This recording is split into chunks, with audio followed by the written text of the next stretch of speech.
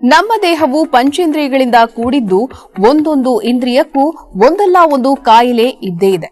ಮನುಷ್ಯನ ಸೌಂದರ್ಯಕ್ಕೆ ಹೆಚ್ಚು ಒತ್ತು ಕೊಡುವುದೆಂದರೆ ಅದು ಚರ್ಮ.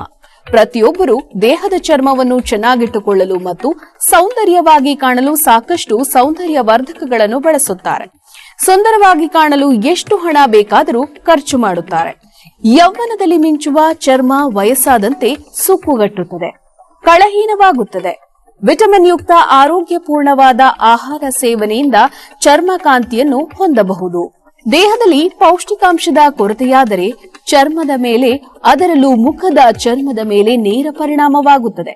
ಶರೀರದಲ್ಲಿ ರಕ್ತ ಶುದ್ಧಿ ಇಲ್ಲದಿದ್ರೂ ಸಹ ಚರ್ಮದ ಕಾಯಿಲೆ ಕಾಣಿಸಿಕೊಳ್ಳುತ್ತದೆ. ಇಸುಬು ಎನ್ನುವುದು ತುರಿಕೆ ಮತ್ತು ಒಣಚರ್ಮದ ಲಕ್ಷಣಗಳನ್ನು ಹೊಂದಿದ್ದು ದೇಹದ ಯಾವ ಭಾಗದಲ್ಲಿ ಬೇಕಾದರೂ ಕಾಣಿಸಿಕೊಳ್ಳುತ್ತದೆ. ಮೊಣಕಾಲು, ಅಂಗೈ, ಕುತ್ತಿಗೆ ಭಾಗ, ಮಂಡಿ ಭಾಗದಲ್ಲಿ ಕಾಣಿಸಿಕೊಳ್ಳುವ ಇಸುಬು ಕೆರೆದಷ್ಟು ಕೆರೆತವಾಗುತ್ತದೆ. ಇದು ಒಮ್ಮೆ ಕಾಣಿಸಿಕೊಂಡ್ರೆ ಕನಿಷ್ಠ 2-3 ತಿಂಗಳಾದರೂ ಸತಾಯಿಸುತ್ತದೆ. ಯುವಕರಲ್ಲಿ ರೋಗ ನಿರೋಧಕ ಶಕ್ತಿ ಹೆಚ್ಚಾಗಿರುವುದರಿಂದ ಬೇಗ ವಾಸಿಯಾಗುತ್ತದೆ. ವಯಸ್ಸಾದವರಿಗೆ ಕನಿಷ್ಠ 3 ತಿಂಗಳಾದರೂ ಸತಾಯಿಸುತ್ತದೆ. ಇಸುಬು ಕಾಯಿಲೆಯಿಂದ ಕೆಲವರು ಬೇಸರ ಪಟ್ಟುಕೊಂಡು ಖಿನ್ನತೆಗೆ ಒಳಗಾಗುತ್ತಾರೆ. ಸೂಕ್ತ ಚಿಕಿತ್ಸೆ ಪಡೆದುಕೊಂಡರೆ ಇಸುಬು ಗುಣವಾಗುತ್ತದೆ. ಇಸುಬು ಬರಲು ಅನೇಕ ಕಾರಣಗಳಿವೆ. ಸ್ನಾನ ಮಾಡುವ ಸಮಯದ ಅಭಾವದಿಂದ ಸರಿಯಾಗಿ ಸಾಬೂನನ್ನು ತೊಳೆಯುವುದಿಲ್ಲ. ಚರ್ಮದಲ್ಲಿ ಸಾಬೂನು ಉಳಿದರೆ ಚರ್ಮದ ರಂಧ್ರಗಳು ಮುಚ್ಚಲ್ಪಡುತ್ತವೆ.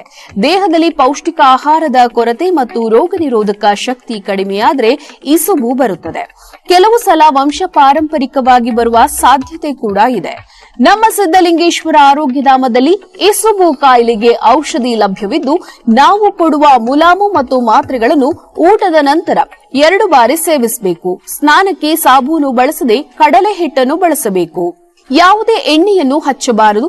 ಔಷಧೋಪಚಾರ ಸಮಯದಲ್ಲಿ ಆಲ್ಕೋಹಾಲ್ ಸೇವನೆ, ತಂಬಾಕು ಸೇವನೆ ಮಾಡಬಾರದು.